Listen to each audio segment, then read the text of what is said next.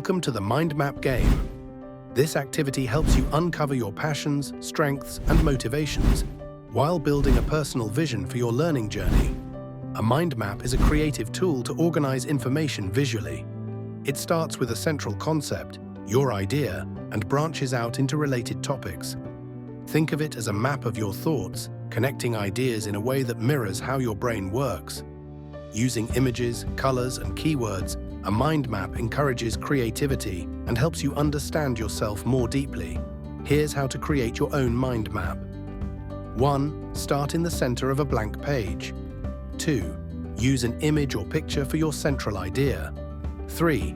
Add colors to make it vibrant and engaging. 4. Connect main branches to the central image and secondary branches to the main ones. 5. Use curved lines for a natural flow. 6. Write one keyword per line. 7. Use images and visuals throughout. Your central idea could be me as a learner, and your branches might represent your strengths, passions, motivations, and unique qualities. Now, let's make it personal. Create a collage mind map that represents your strengths, personal values, motivation to learn, passions, what makes you unique. Use photos and text from magazines to bring your ideas to life. You'll have 20 to 30 minutes to complete your map.